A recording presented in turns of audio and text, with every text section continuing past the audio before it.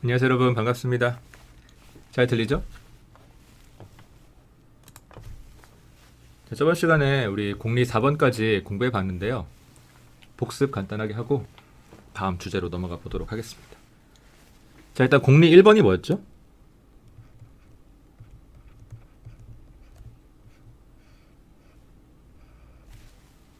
제일 중요한 거,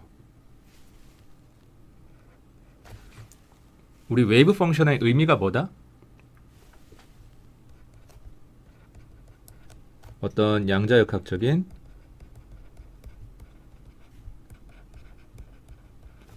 대상의 상태를 나타내는 함수다.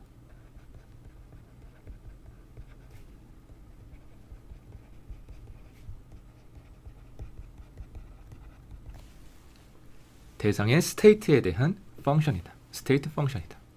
라고 했어요. 자, 그런데 양자역학에서는 대상의 상태가 어떻게 표현이 된다고 했어요? 확률적으로 표현이 된다.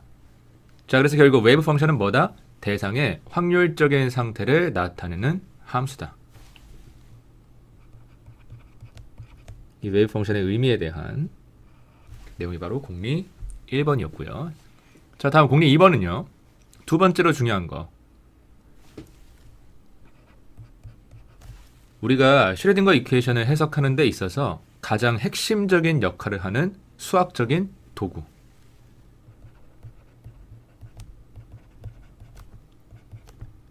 뭐죠? 오퍼레이터. 자, 이 오퍼레이터의 물리적인 의미에 대한 내용이었습니다. 고전역학의 물리량에 대응하는 양자역학적인 오퍼레이터가 반드시 존재하고,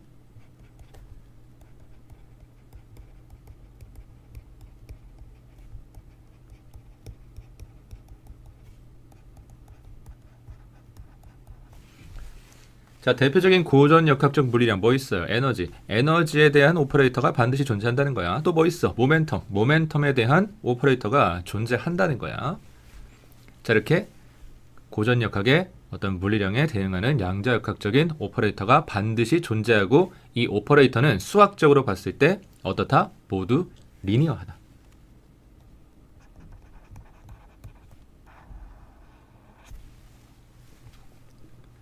자, 그래서 우리가 지난 챕터에서 만들었던 이런저런 오퍼레이터들을 다시 한번 쭉 정리해 봤고요.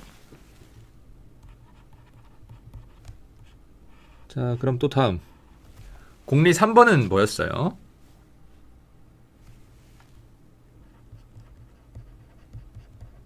우리가 공리 1번과 2번에서 정리한 이 오퍼레이터와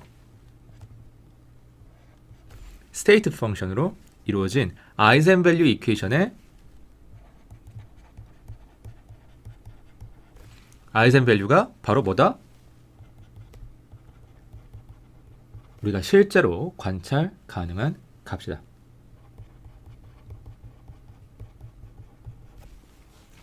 자, 이거 식으로 쓰면 어떻게 돼?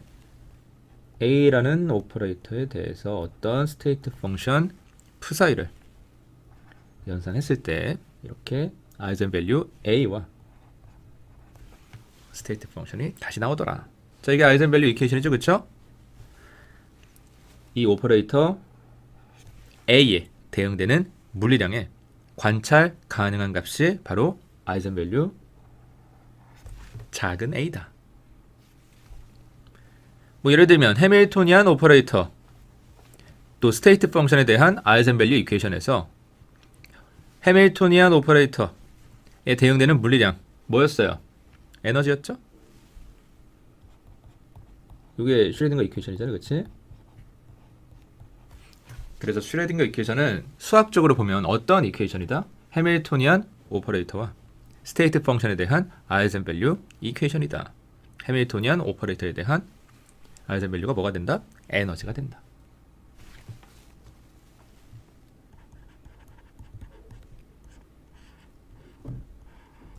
자, 이렇게 정리하고 봤더니 이 오퍼레이터와 스테이트 펑션에 대한 아이젠밸류 이퀘이션이 항상 성립했어요?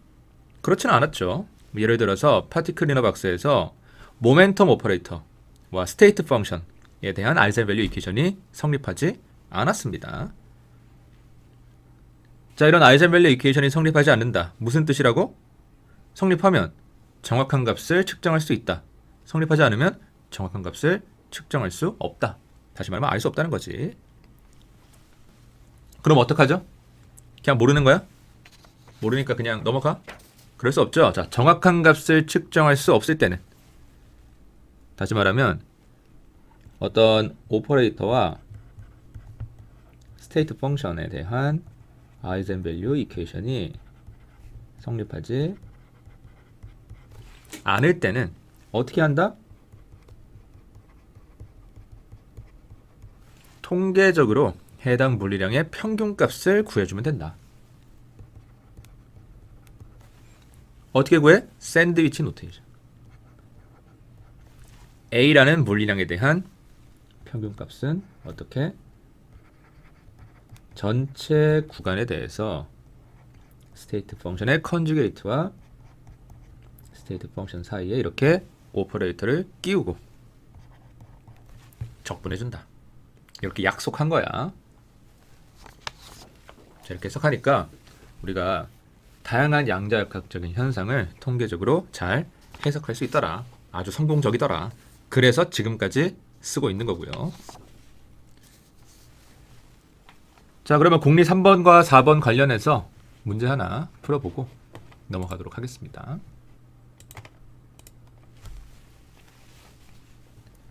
자, example 3.7번. 파티클 이너 박스에 대해서 정확한 모멘텀 값을 구해라 라고 했어요. 자, 정확한 모멘텀 값이라고 했으니까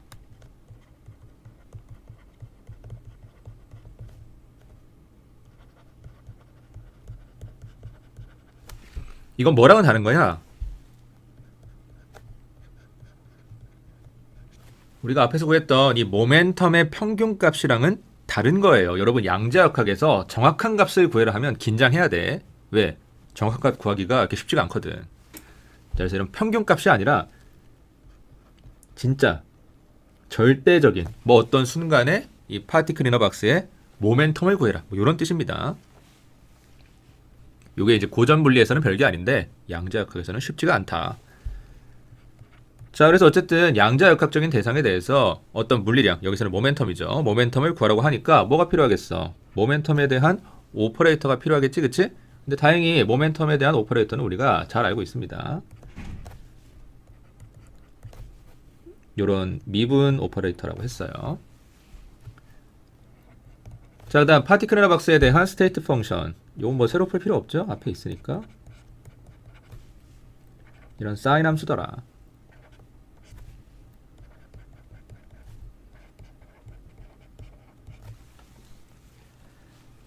자, 그래서 만약에 우리가 이런 파티클 이너 박스에 대해서 정확한 모멘텀을 측정할 수 있으면 뭐가 성립하면 되는 거야?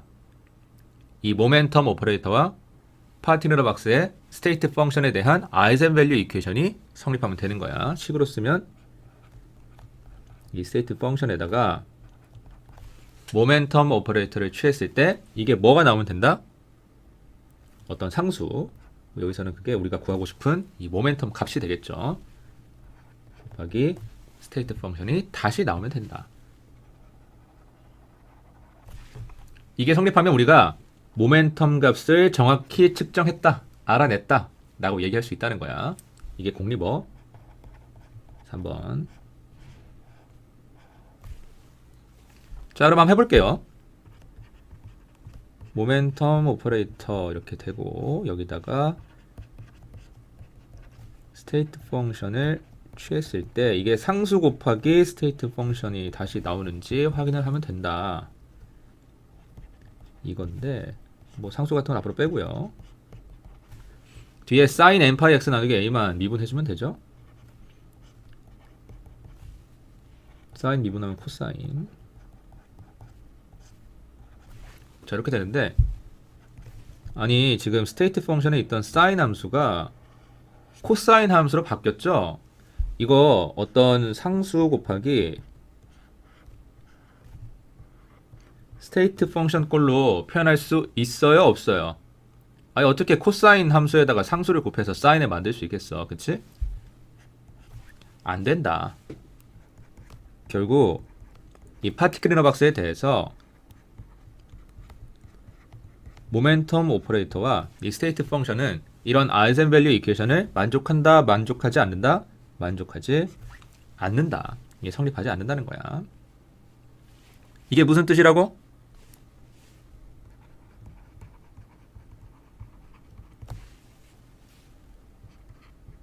이 모멘텀 오퍼레이터에 대응되는 물리량. 뭐죠? 모멘텀이죠. 이 모멘텀을 우리가 파티클 인 어 박스에 대해서는 정확히 측정할 수 없다는 거야.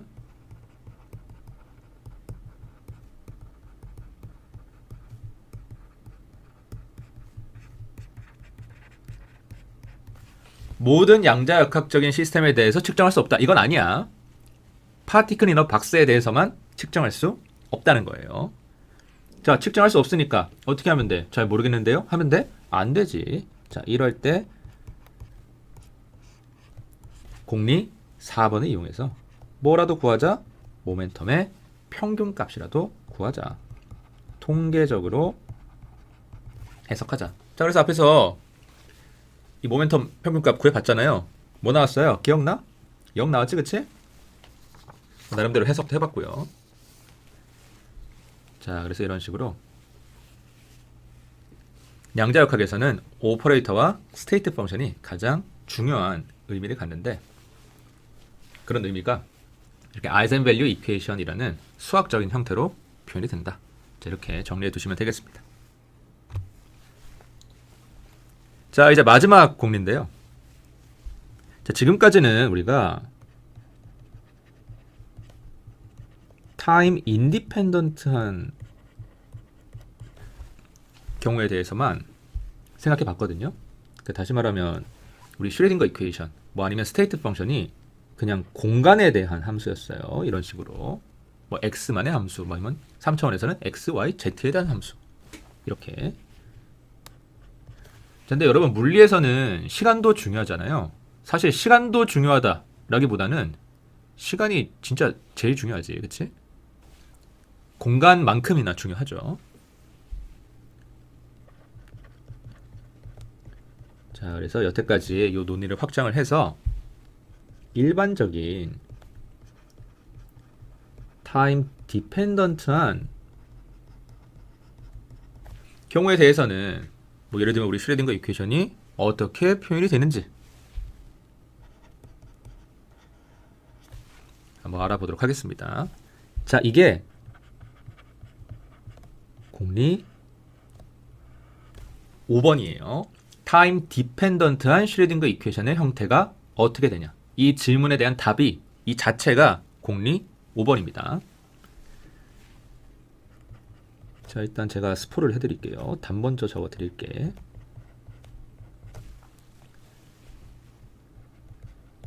자, 이런 공간과 시간에 대한 타임 디펜던트 하죠? 이런 스테이트 펑션에 대한 슈레딩거 이퀘이션, 타임 디펜던트 슈레딩거 이퀘이션은 이런 형태로 정의가 돼요. 여기 보면 스테이트 펑션 안에 공간에 대한 독립변수 x와 시간에 대한 독립변수 t가 다 들어있죠. 자, 그래서 이런 식을 뭐 당연하겠지만 타임 디펜던트 슈레딩거 이퀘이션이다. TDSE다. 이렇게 얘기하고요. 이때 스테이트 펑션을 타임 디펜던트 스테이트 펑션 아니면 그냥 스테이트 펑션이라고 합니다. 일반적으로 이런 스테이트 펑션은 공간과 시간에 대한 함수일 테니까 뭐 굳이 타임 디펜던트라는 말을 붙일 필요가 없는 거예요. 자, 그래서 어쨌든 이렇게 슈레딩거 이퀘이션이 주어졌으니까 우리가 제일 먼저 궁금한 건 뭐예요? 어떻게 풀 수 있을까? 자, 푸는 건 쉬워요. 변수 분리하시면 됩니다. 물론 이 식이 나왔을 때부터 이거 변수 분리하면 풀 수 있겠는데 이게 아니라 변수 분리해서 풀어봤더니 잘 되더라. 그런 거야. 제가 쉽다고 얘기하는 게 다 이유가 있습니다. 그냥 한번 해봤더니 된대. 그럼 쉬운 거 아니야? 자, 그래서 이런 타임 디펜던트 스테이트 펑션을 공간에 대한 파트와 시간에 대한 파트로 나눠서 생각을 해주겠다. 자, 그 다음에 그대로 대입해요. 좌변에는 해밀토니안 오퍼레이터가 있네요. 자, 이렇게 우변에는 왜 이런 게 있는지 잘 모르겠지만 I 곱하기 H바 곱하기 시간에 대한 미분 텀이 있어요.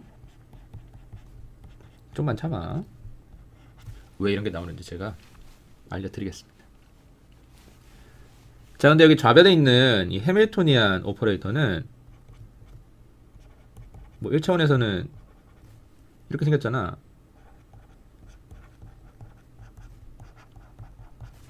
맞죠? 어떤 독립변수에 대한 오퍼레이터예요? X, 이 공간에 대한 오퍼레이터죠. 해밀토니안에는 시간이 포함되어 있지 않아요.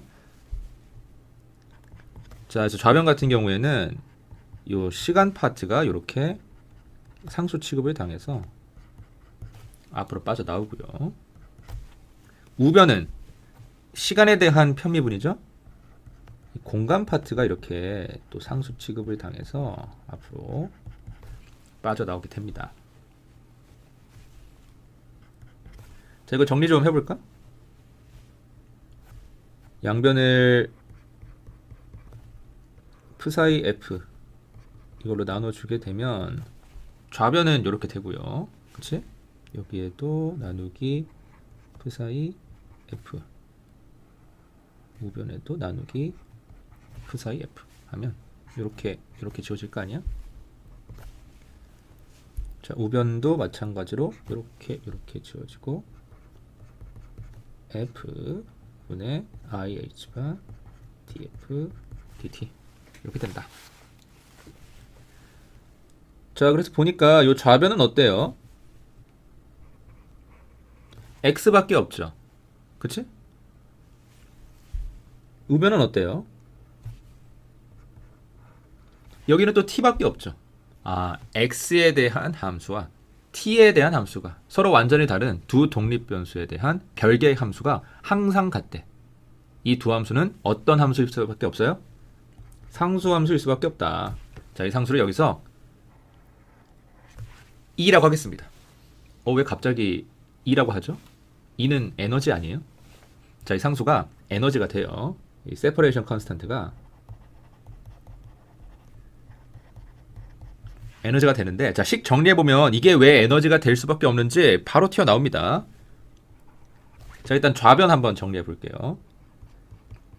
p사이 분의 1 해밀토니안 p사이가 2다 이렇게 되는데, 양변에 p사이 곱해주면 이렇게 되잖아. 이거 뭐예요? 타임 인디펜던트 슈레딩거 이퀘이션이죠. 우리가 여태까지 계속 공부했던 거.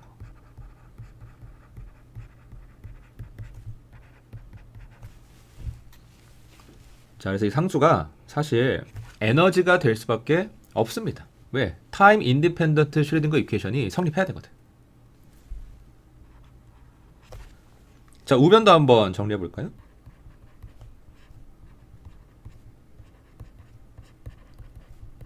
이게 에너지다. 이제 에너지라고 당당하게 얘기할 수 있어. 우리가 이 세퍼레이션 컨스탄트가 에너지라는 거 확인했으니까.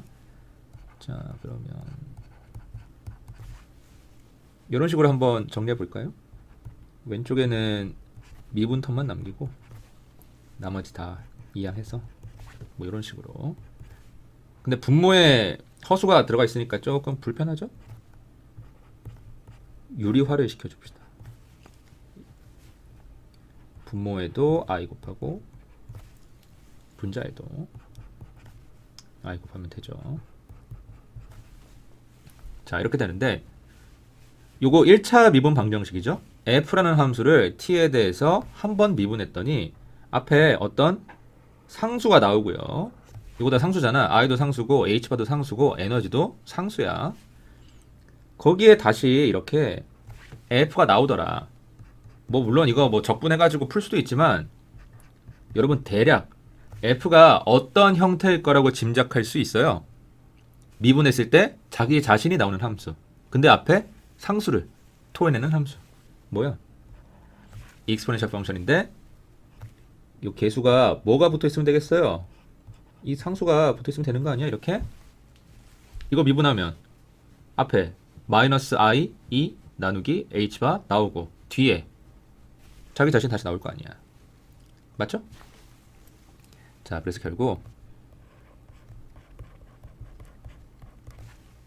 이 time dependent state function이 어떤 형태로 표현이 되냐?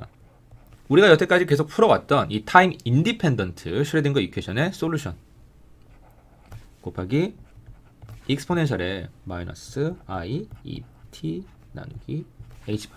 자, 이런 형태로 표현이 된다. 자, 그래서 우리가 관심 있는 뭐 대부분의 양자역학적인 시스템에서는 에너지가 퀀타이즈 돼 있잖아요.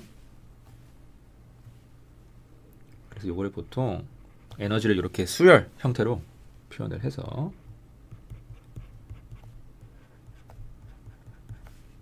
타임 디펜던트 스테이트 펑션은 이런 꼴이다. 그냥 E가 아니라 EN이라고 써주는 거야. 에너지는 수열이다. 불연속하다. 자, 이게 일반적인 형태가 되겠습니다. 여러분 챕터 2에서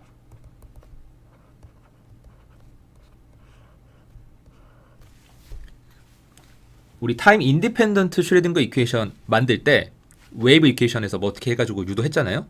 자, 그때 우리가 이 웨이브 이퀘이션의 솔루션 앰플리튜드 이 u라는 함수를 대충 이렇게 가정했던 거 기억나요?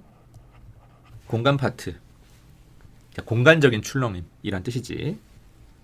곱하기 시간 파트가 대충 이런 코사인 형태일 것이다. 이렇게 해가지고 슈레딩거 이퀘이션, 웨이브 이퀘이션에 대입해서 슈레딩거 이퀘이션 유도했잖아. 그치? 이 타임 디펜던트 스테이트 펑션이랑 다시 말하면 이 스테이트 펑션의 최종 형태랑 우리가 처음에 가정했던 형태를 비교해 보니까 어때요? 이 정도면 비슷한 거야? 어때? 이 정도면 비슷한 거지, 그치? 왜? 익스포넨셜의 마이너스 i 뭐 상수 t가 이 오일러 폼으로 치면 대충 이렇게 되잖아. 코사인 상수 뭐 빼기 i 사인 상수 여기 t가 빠졌네. 자, 이렇게. 그쵸? 자, 그래서 오일러 폼이 이 사인과 코사인을 다 포함하고 있기 때문에 우리가 처음에 이 슈레딩거 이퀘이션 유도할 때 이게 공간 파트에 대한 펑션 곱하기 코사인 함수 형태다 이렇게 가정한 게 그렇게까지 틀린 건 아니다. 그냥 한 끗 정도 틀렸다. 자, 그런데 여러분 중요한 건 뭐예요? 어쨌든 이 스테이트 펑션의 최종 버전, 이 타임 디펜던트 스테이트 펑션이랑 우리가 처음에 가정했던 이 스테이트 펑션의 형태가 다르다는 거지, 그치? 아니 뭐 비슷하다고는 하지만 여러분 수학이나 물리에서 제일 안 통하는 게 이거잖아. 이거 비슷한데요? 비슷하면 맞는 거야? 아니지. 다르니까 비슷하다고 하는 거잖아, 그치?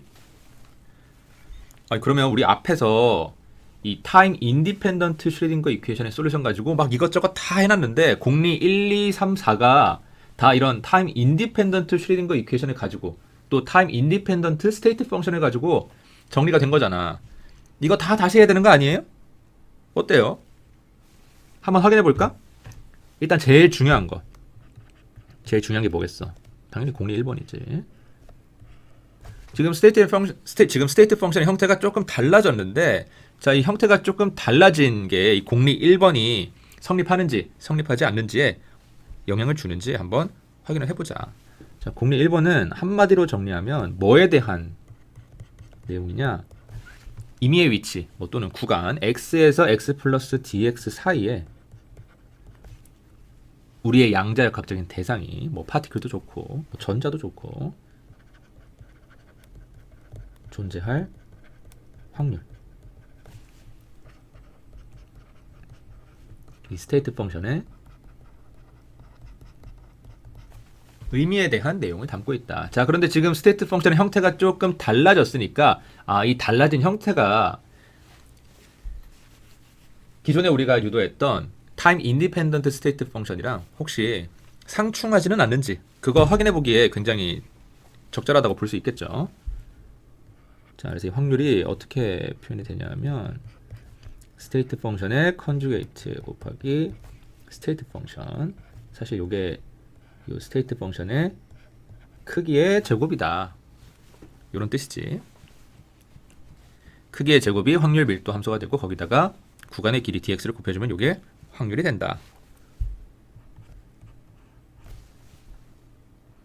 자, 그럼 앞에서 구한 이 타임 디펜던트 스테이트 펑션의 일반적인 형태, 자, 요거를 여기에 대입을 하고요.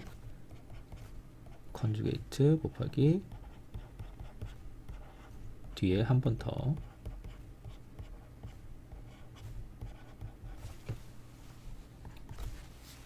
자, 이렇게 되는데 지금 컨주게이트 있죠? 그 사이에 컨주게이트. 자, 그 다음 여기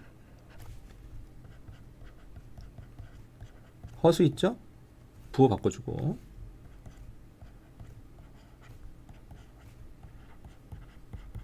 뒤에는 그대로.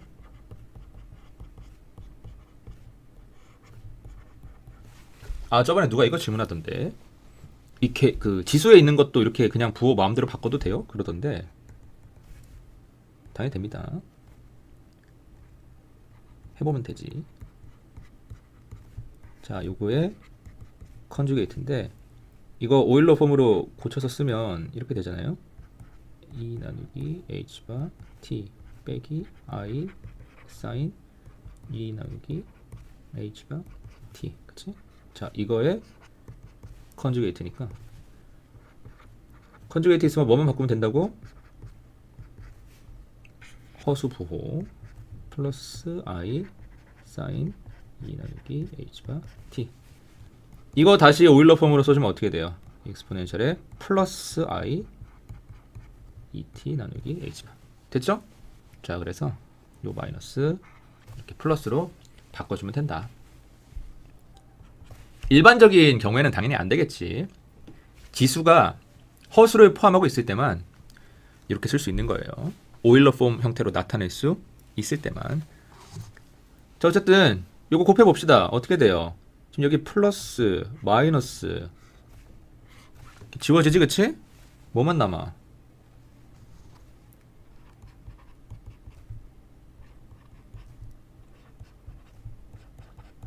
이렇게 공간 파트에 대한 부분만, 공간 파트에 대한 펑션만 남게 되네요. 그쵸? 결국 제일 중요한 공리 1번, 우리 관심 대상이 x에서 x 플러스 dx 사이에 존재할 확률을 타임 디펜던트 스테이트 펑션 이용해서 나타내면 그 형태가 결국에 뭘로 환원이 된다는 거야? 우리가 앞에서 구했던 타임 인디펜던트 스테이트 펑션의 형태로 환원이 된다. 그러니까 앞에서 했던 게 의미가 있는 거야, 없는 거야? 있는 거지. 타임 디펜던트 스테이트 펑션을 써서 우리가 확률을 얘기할 때도 앞에서 했던 거랑 마찬가지로 결국에 중요한 건 뭐다? 이 공간 파트가 된다. 시간 파트는 왠진 모르지만 이런 확률을 얘기할 때는 중요하지 않더라. 근데 공리 2번, 3번, 4번이 결국에 이 공리 1번을 설명하기 위해서 만들어진 거니까 이 타임 디펜던트 스테이트 펑션이 공리 1번을 잘 만족하네. 그러면 2번, 3번, 4번도 별 문제가 없겠다. 이런 식으로 정리하고 넘어갈 수 있다는 거예요. 자, 만약에 이게 약간 상충하는 그런 문제가 있었다면 이 공리 5번이 타임 디펜던트 슈리딩거 이퀘이션이 제일 먼저 나왔겠지, 그치? 하지만 제일 마지막에 나온 이유가 뭐다? 별 문제가 없기 때문에 그렇다. 자, 그래서 오케이, 앞에서 한 거랑 모순이 없는 건 알겠어요. 상충하는 부분이 없어. 자, 그런데 제일 궁금한 게 뭐야? 이건 도대체 어디에서 튀어나온 이퀘이션이냐? 그치? 아까도 봤잖아, 여러분. 식에 막 허수가 있고 시간에 대한 미분 하나 있던데, 아니 도대체 이런 형태의 미분 방정식이 어떻게 만들어진 거냐? 자, 요거 한번 마지막으로 알아보도록 하겠습니다. 별로 어렵지 않아요. 타임 디펜던트 슈레딩거 이퀘이션을 유도해 보도록 하겠습니다.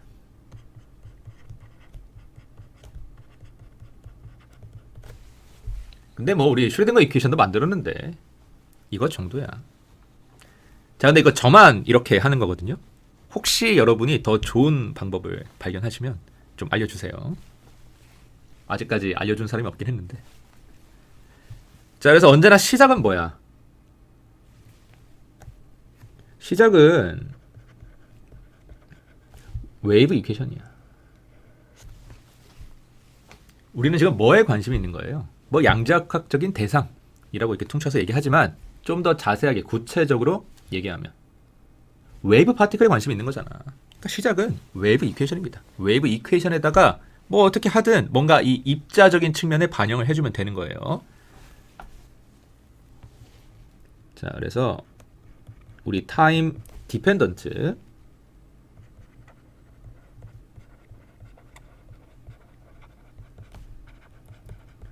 이 스테이트 펑션도 결국에는 이게 웨이브 펑션인 거잖아. 그치? 이것도 마찬가지로 웨이브 이퀘이션에 만족할 것이다. 그치? 자, 이렇게 두고 첫 번째 웨이브 이퀘이션 다시 한번 써봅시다. 이렇게 된다고 했어요. 자, 새삼 다시 보니까 어때요? 웨이브 이퀘이션에는 이 시간 텀이 들어가 있죠? 그쵸? 출발이 좋아. 자, 그래서 이 스테이트 펑션도 결국에는 웨이브 펑션이니까 이 웨이브 이퀘이션에 만족할 거다.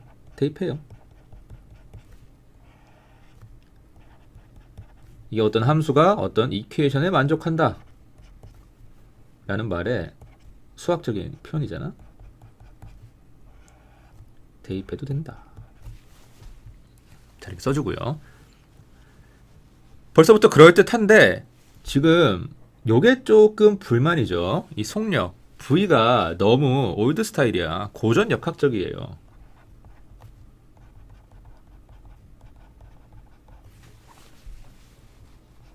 별로야. 양자역학에서는 이렇게 속력을 쉽게 얘기할 수 없거든요. 근데 속력이 떡하니 상수처럼 들어가 있잖아. 자, 이 속력을 어떻게 양자역학적인 표현으로 바꿔주자. 어떻게 바꿔요? 앞에 썼던 거랑 똑같이. 자, 이런 웨이브. 이런 웨이브에 대한 속력. 뭐 쉽게 얘기하면 전파 속력이라고 할 수 있는데 이 전파 속력은 진동수 곱하기 파장이다. 자, 그래서 이게 V 제곱분의 1이 진동수 곱하기 파장의 제곱분의 1이 된다.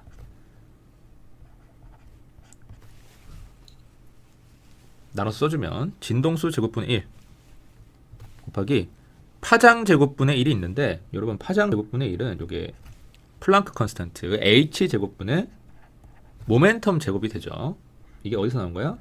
드브로이 메터 웨이브.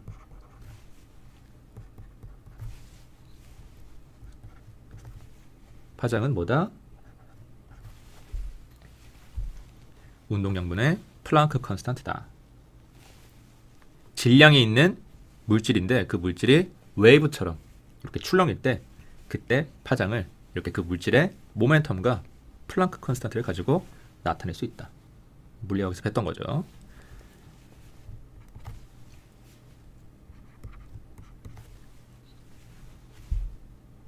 자, 이제 이 모멘텀 제곱을 이런 식으로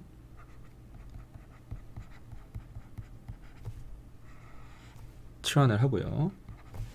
아니 왜 이렇게 되냐? 여러분 에너지는 뭐죠? 키네틱 에너지 더하기 포텐셜 에너지죠? 근데 키네틱 에너지가 EM분의 P제곱 이렇게 표현이 되고요. 그러니까 이게 2분의 1 MV 제곱이지. 다시 쓰면 네, 포텐셜 에너지는 그냥 V다. 자, 그래서 지금 이 식을 이 P 제곱에 대해서 정리해 준 거야. V 좌변으로 이항하고 양변에 EM만 곱해주면 되죠. 앞에서 다 했던 거야.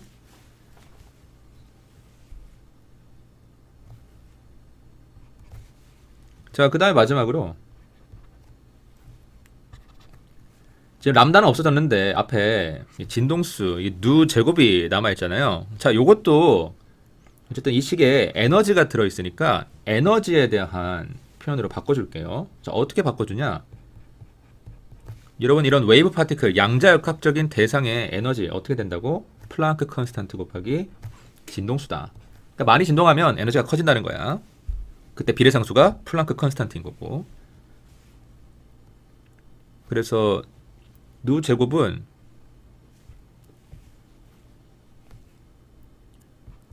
에너지 제곱분의 플랑크 컨스탄트 제곱이 되겠네요. 자, 여기에 h 제곱 em 에너지 빼기 포텐셜 이렇게 돼 있으니까 좋네. 딱 지워지고 에너지 제곱분의 em 에너지 빼기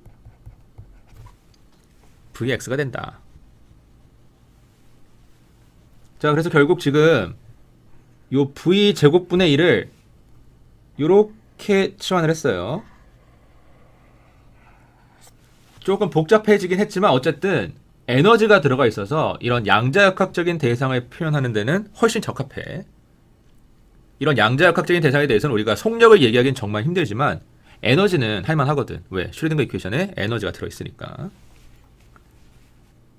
자, 그래서 결국 다시 정리해서 써주면 좌변은 이렇게 스테이트 펑션을 x에 대해서 두 번 편변하는 거. 자, 우변은 v 제곱분의 1 대신에 뭐? 에너지 제곱분의 2m 에너지 빼기 포텐셜 v다. 자, 그 다음 스테이트 펑션을 시간에 대해서 두 번 편미분.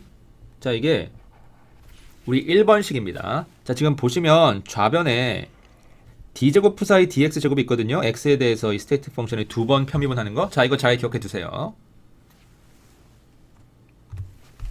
자, 이제 넘어가서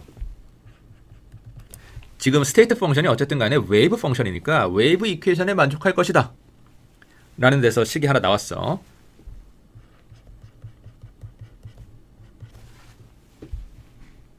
자, 그런데 여러분, 이 스테이트 펑션은 말 그대로 양자역학적인 대상의 스테이트, 상태를 나타내는 그런 함수잖아. 자, 스테이트 펑션이니까 여기에다가 해밀토니안을 취해주면 어떻게 되겠어요? 이게 만약에 올바로 된 스테이트 펑션이라고 한다면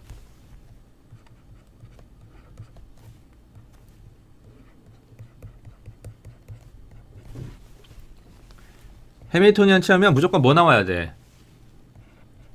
그 시스템에 에너지가 나와야 되죠, 그쵸? 자, 그래서 이 타임 디펜던트 스테이트 펑션도 말 그대로 스테이트 펑션이니까 해밀토니안을 취해주면 이렇게 알젠 밸류로 뭐가 나올 것이다? 에너지가 나올 것이다. 자, 이거는 이 함수가 스테이트 펑션이라는 데서 유도가 된 거야. 조금 더 구체적으로 써주면 해밀토니안이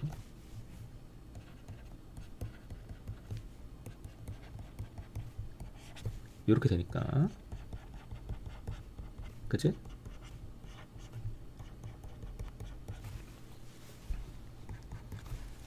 정리 좀 해줄까요?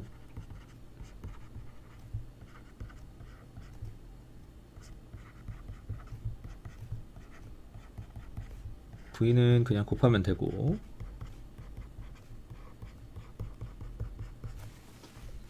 자, 이렇게 되는데 왜 우리 앞에서 요 d제곱 푸사이 dx제곱 스테이트 펑션의 x에 대해서 두 번 편미분하는 거, 이게 좌변에 있었잖아. 자, 여기서도 마찬가지로 이 두 번 미분하는 텀에 대해서 정리를 해볼게요. 뭐 어렵진 않지? 이거 이렇게 이항하고,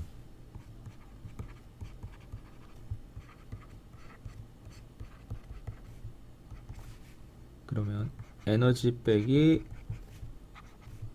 포텐셜, 여기에 스테이트 펑션. 자, 양변에 앞에 있는 요 상수의 역수를 곱해주면 되겠네. 그럼 좌변에는 이렇게 스테이트 펑션을 x에 대해서 두 번 편미분 하는 텀만 남게 되고요. 우변은 마이너스 EM 에너지 빼기 포텐셜 나누기 h바 제곱 여기에 곱하기 스테이트 펑션이 된다. 자, 이게 우리 두 번째 식입니다. 자, 이번에도 좌변에 뭐가 있다? d제곱 사이 dx 제곱이 있다. 자, 1번, 2번 이제 합쳐줄게요. 자, 좌변이 똑같으니까 우변도 어떻게 했어요? 당연히 똑같겠지. 자, 우변만 떼서 써주겠습니다.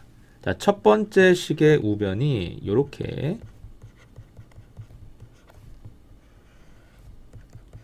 된다고 했고요.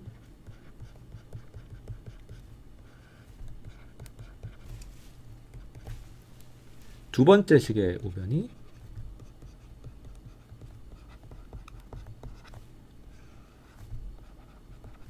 이렇게 된다고 했어요. 근데 보니까 이게 완전히 똑같네.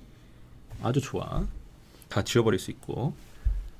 자, 분모에 있는 h바 제곱, 분모에 있는 2제곱. 자, 각각 이항해 주겠습니다. h바 제곱이 왼쪽으로 와서, 자, 마이너스 h바 제곱 d제곱 푸사이 dt제곱. 자, 좌변은 시간 t에 대한 미분 텀이고요. 우변은 그냥 에너지 곱하기 스테이트 펑션. 여기서 특이한 게 뭐야? 그냥 에너지가 아니라 에너지 제곱이다. 자, 이렇게 되는데 여러분, 이런 양자역학적인 이퀘이션은 항상 어떻게 해석하면 된다고? 어떤 수학적인 도구를 이용해서 해석하면 된다고? 공리 2번과 3번에 따르면 오퍼레이터를 이용해서 해석하면 된다. 자, 요식 오퍼레이터 가지고 한번 해석해 보세요. 어떻게 돼? 마이너스 h바 제곱, 그 다음 시간에 대해서 두 번 미분하는 오퍼레이터를 스테이트 펑션에 취해줬더니 뭐가 나오더라? 이런 상수, 에너지 제곱이니까 상수죠. 상수 곱하기 스테이트 펑션이 나오더라. 이거 어떻게 볼 수 있는 거야? 오퍼레이터가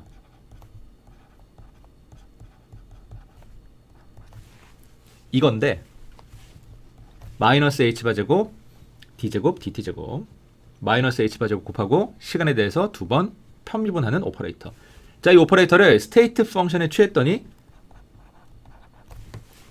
아이젠밸류가 뭐가 나오더라? 에너지의 제곱이 나오더라. 아, 이 오퍼레이터가 이런 아이젠밸류 이퀘이션을 만족하더라. 대응이 된다는 거야. 이 A라는 오퍼레이터가 에너지의 제곱이라는 이 현실 물리량에 대응이 된다. 자, 그러면 우리 에너지 제곱보다는 에너지에 관심이 있는 거잖아요.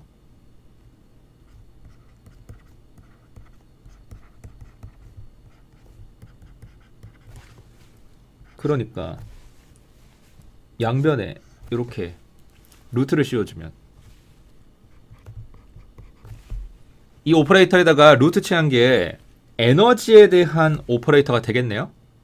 자, 여러분, 오퍼레이터 이렇게 반으로 쪼개는 거 해봤어? 안 해봤어? 해봤지. 뭐 할 때 해봤어?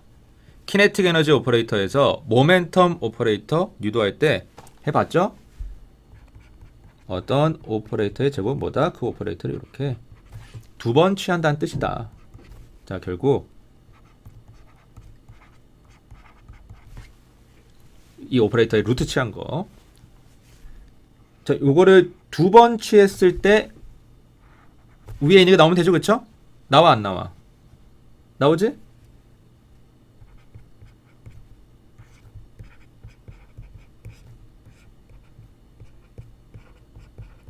해볼까? 두 번 취하면, 자, i h바를 곱하는 거니까 이거 두 번 곱하면 되잖아. 마이너스 h바 제곱 되고요. 시간에 대해서 한 번 미분하는 걸 두 번 하면 되니까 결국 미분 몇 번 하는 거야? 두 번 하는 거지? 나오죠? 자, 그래서 결국 i h바 d dt 라는 이 새로운 오퍼레이터가 뭐에 대응하는 오퍼레이터 되는 거야? 에너지에 대응하는 오퍼레이터가 된다. 자, 그래서 우리가 한 게 뭐냐? 지금 엄청난 걸 한 거예요. 이 에너지라는 물리량에 대한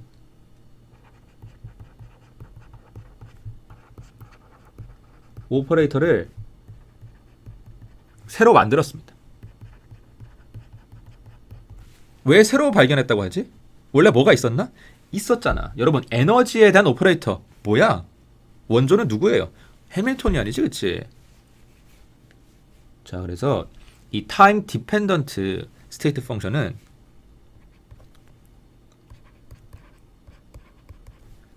이렇게 두 종류의 아이젠밸류 이퀘이션에 만족을 합니다.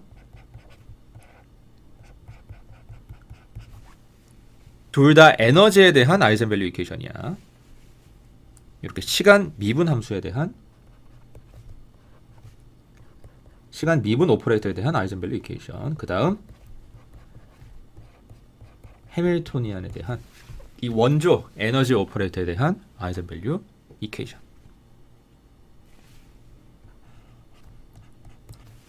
자, 요거 두 개 조합해 보세요. 지금 우변이 똑같지?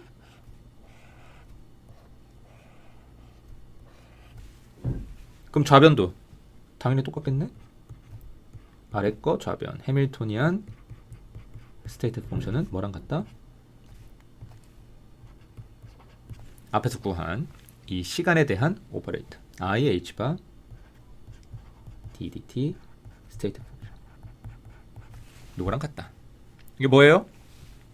여기 앞에서 봤던 타임 디펜던트 슈레딩거 이퀘이션이다. 자, 어때요? 웨이브 이퀘이션을 오퍼레이터에 대한 식으로 표현하고 이 여러 가지 공리를 적용하는 과정에서 또 자연스럽게 유도가 되죠. 처음 슈레딩거 이퀘이션 유도할 때보다 어때요? 훨씬 쉽지? 그치? 여러분이 그만큼 이 양자역학에 익숙해졌다는 거야. 자랑스러워 하셔도 됩니다.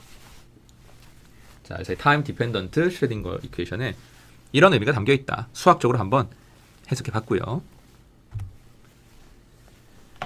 자, 여기까지 해서 이 양자역학적인 현상을 이해하고 설명하는 데 있어서 가장 기본적인 근거가 되는 명제인 이 5가지 공리에 대해서 쭉 한번 살펴봤습니다. 이 5가지 공리는 여러분들이 앞으로 공부하면서 계속 마음속에 잘 새겨둘 필요가 있어요. 이 양자역학이라는 이 혼란하고 또 혼미한 세계에서 아니 세상의 대상의 상태가 확률로 표현이 된다잖아. 얼마나 혼미해요. 여러분들이 유일하게 믿고 기댈 수 있는 게 바로 이 5가지 공리이기 때문입니다. 나를 믿으면 안 돼. 나도 믿을 게 못 돼요. 양자역학의 세계에서는 이 공리를 믿어야 돼. 이게 중요하다. 자, 그래서 핵심적인 내용은 다 공부했는데 뒤에 조금 남은 게 있죠? 이 섹션 3.5랑 3.6이 남았는데 이 나머지 섹션들에서는 이런 공리들을 서포트하는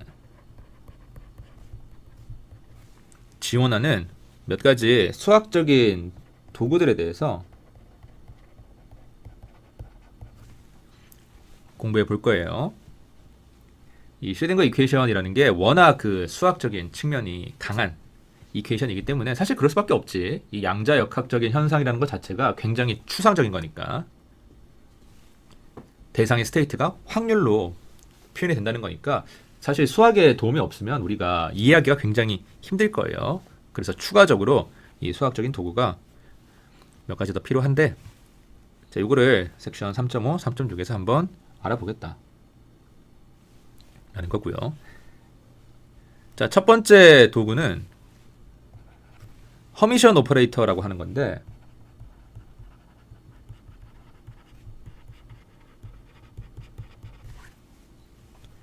이게 공리 2번과 3번을 서포트하는 도구예요. 여러분 공리 2번이랑 3번이 뭐였죠? 공리 2번 기억나? 양자역학의 오퍼레이터는 뭐에 대응한다? 현실 세계의 물리량에 대응한다.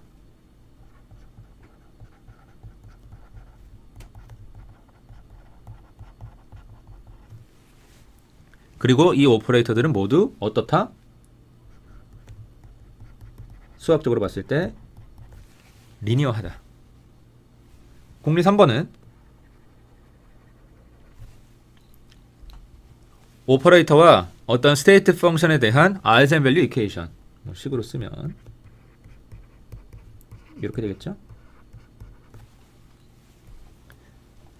자, 이 아이젠밸류 이퀘이션의 아이젠밸류가 이 상수가 바로 우리가 관찰 가능한 값, observable이다.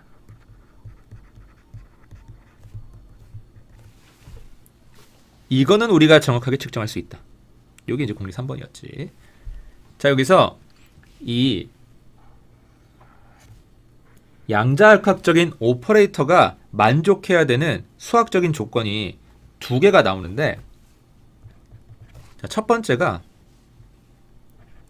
공리 2번에도 써 있는 것처럼 이 오퍼레이터는 수학적으로 봤을 때 반드시 리니어 해야 됩니다. 자, 왜 리니어 해야 되는지 공부해 볼 거야. 자, 그 다음 두 번째는 말이 조금 긴데, 이 오퍼레이터에 아이젠밸류가 존재한다면,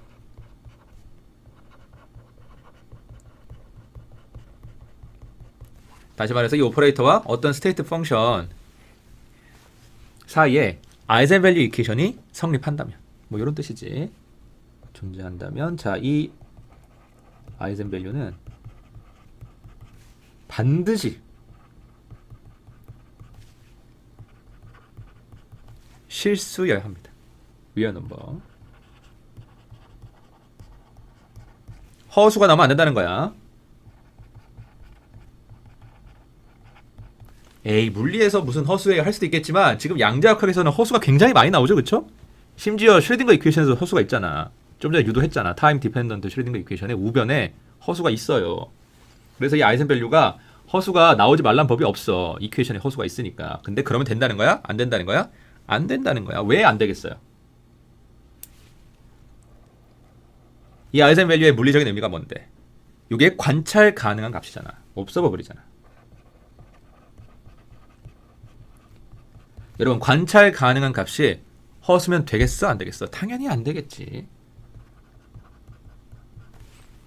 그러면 공리 3번이 무너지는 거잖아.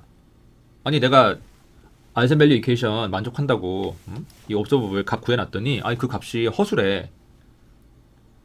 그 관찰할 수 있는 거예요? 여러분, 허수를 어떻게 이 실수 세계에서 관찰할 수 있겠어? 우리가 눈으로 볼 수 있겠어? 그치? 자, 그래서 이 아이젠밸류는 무조건 뭐다? 실수다. 자, 그래서 이 양자역학적인 오퍼레이터는 반드시 이런 수학적인 조건 두 개를 만족해야 되는데, 자, 이 두 가지 조건에 모두 만족하는 오퍼레이터의 집합을 허미션 오퍼레이터라고 합니다.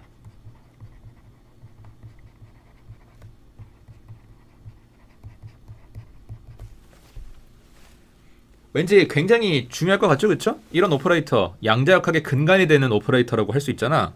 중요하니까 이렇게 이름이 붙어 있는 거야. 자, 다시 말하면 양자역학에서 등장하는 여러분이 마주치게 되는 모든 오퍼레이터는 어떤 오퍼레이터다? 허미션 오퍼레이터다. 허미션 오퍼레이터여야만 해요. 이게 아니면 안 돼. 자, 그래서 이런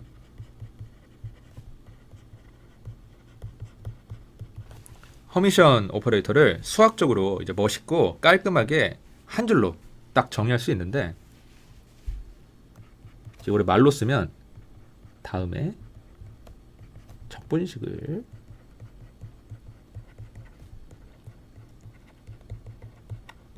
만족하는 오퍼레이터, 뭐 A는 허미션이다 라고 하고, 자, 그러면 다음의 적분식이 뭐냐? 자, 요게 바로 다음의 적분식입니다.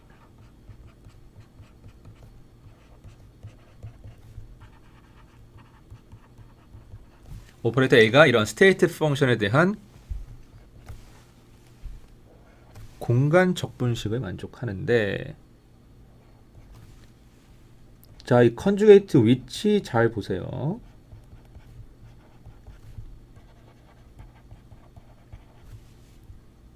자, 왼쪽에 있는 적분식에는 컨주게이트가 왼쪽에 달려 있고요. 오른쪽에 있는 적분식에는 컨주게이트가 오른쪽에 달려 있는데, 특이하게도 오퍼레이터에도 같이 붙어 있습니다. 자, 또는 이거를 이런 식으로 쓰기도 해요. 이렇게 묶어서 똑같지, 그치?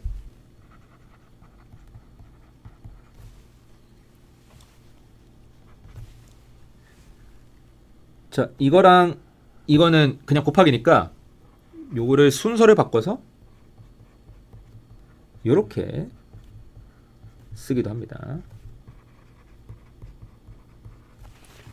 자, 이거는 그냥 표기법이니까 뭐 여러분들 마음에 드는 거 하나 고르시면 돼요. 그럼 왜 이렇게 복잡하게 막 순서 바꾸고 뒤집어서 쓰냐? 자, 이 좌변에 있는 적분식이랑 비교를 했을 때, 자, 인테그랄 공통이죠. 여기 푸사이 공통이죠. 그 다음 dx 공통이죠. 뭐랑 뭐만 같으면 이 항등식이 성립하겠어요?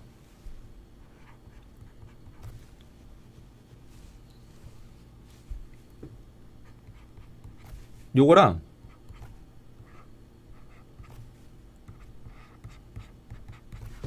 요게 같으면 성립하겠죠? 요 앞부분 하트로 할까? 요 부분이랑 요 부분. 보통 이런 식으로 간단하게 표기를 하기도 합니다. 자, 근데 그럼 궁금하지? 이런 허미션 오퍼레이터가 결국에는 이런 두 가지 중요한 수학적인 성질이 있는 건데, 리니어하다, 그 다음 아이젠밸류가 실수가 나온다. 자, 이게 리니어하다, 그 다음에 아이젠밸류가 실수다, 이거랑 무슨 상관이냐, 저것만 확인해 볼게요. 이그샘플 3.9번. 자, 이런 아이젠밸류 이퀘이션을 만족하는 오퍼레이터 A에 대해서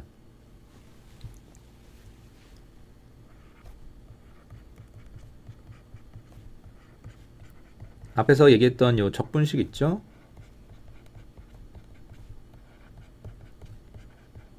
자, 이 적분식이 성립하면 오퍼레이터 A의 아이젠밸류 작은 a라고 할게요. 자, A가 실수라는 것을 보여라, 증명해봐라 라는 문제입니다. 자, 좌변 우변으로 나눠서 식 한번 정리해 볼게요.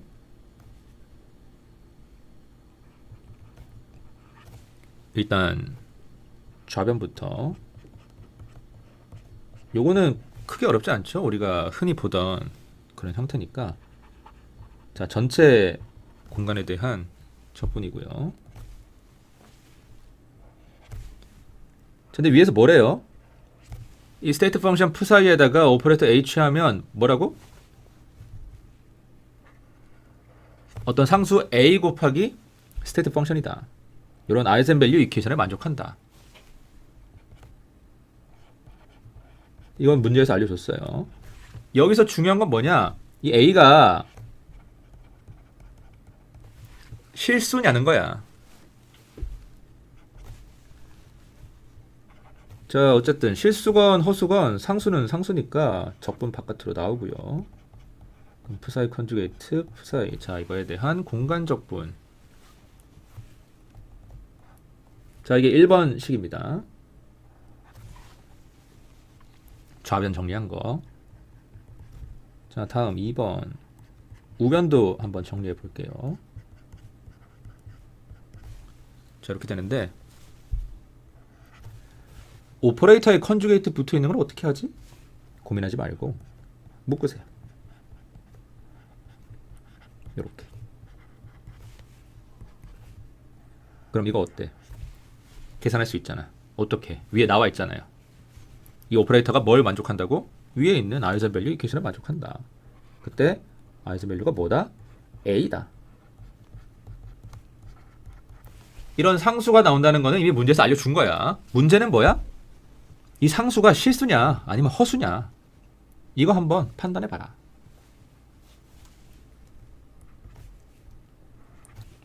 자, 이제 컨주게이트 취해줄게요. 푸사이. 자, A의 컨주게이트, 푸사이 컨주게이트, dx. A가 만약에 허수면 이 컨주게이트 때문에 부호가 바뀔 거고요. 그치? A가 실수면 이 컨주게이트에 영향이 없을 거예요. 뭐 어쨌든 허수건 실수건 A 컨주게이트도 마찬가지로 상수니까, 그쵸? 자, 이렇게 되고, 요건 그냥 곱하기죠, 여러분? 순서 바꿔도 상관없지? 뭐 안 바꿔도 상관없는데 우리한테 익숙한 형태로 다시 써줍시다. 자, 이게 2번식이에요. 근데 문제에서 뭐라고 했어? 좌변과 우변이 항상 같다. 항등식이다. 1번과 2번이 같다.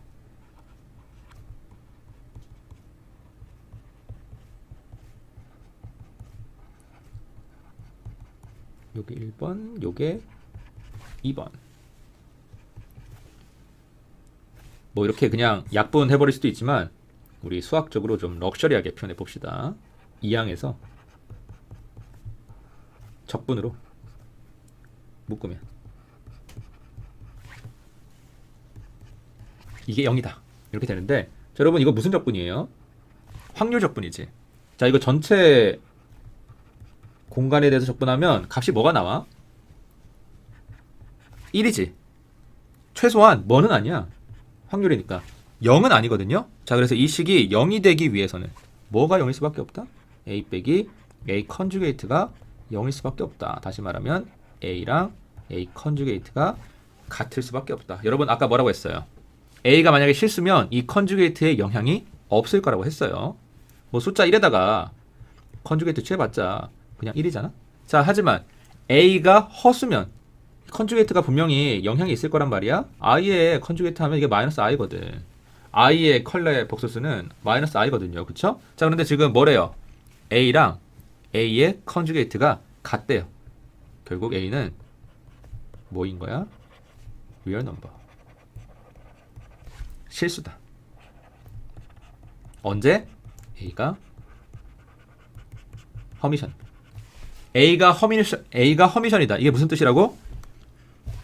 이런 적분 항등식을 만족한다. 어때요? 신기하죠? 이렇게 아이젠밸류가 실수여야 된다 라는 이 말을 우리가 수학적으로 표현한 거야. 말하면 불편하니까. 물론 여러분은 말이 더 좋을 수도 있는데 이 양자역학에 수학이 너무 많이 나오다 보니까 말로 정의된 게 이제 군데군데 있으면 나중에 뭐 식 전개하고 할 때 좀 불편하거든요. 뭐는 말이고 뭐는 식이고 막 이러니까. 자, 그래서 이렇게 깔끔하게 수학식 형태로 이 말을 표현한 게 이 허미션 오퍼레이터라는 개념이 된다. 자, 이런 식으로 이 필요성까지 같이 정리해 두시면 좋을 것 같아요. 자, 그럼 오늘은 여기까지 하고요.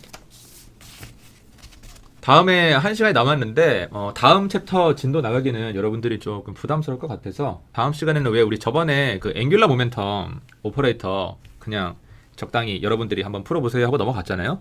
그 물리적인 그 의미가 막 중요한 상황은 아니라서 그냥 수학적인 계산이 더 중요하기 때문에 그렇게 넘어갔었는데, 질문하신 분도 있고 해서 다음 남은 시간에는 그 앞으로 좀 돌아가서 그 앵귤러 모멘텀 오퍼레이터에 대해서 간단하게 알아보도록 하겠습니다. 이 단어 마무리하고. 자, 혹시 질문 있어요?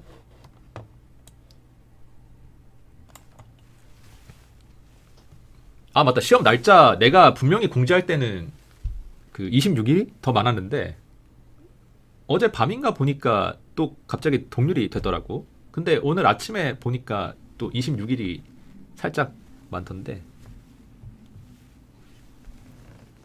뭐 어쨌든 26일 날 보는 걸로 하겠습니다.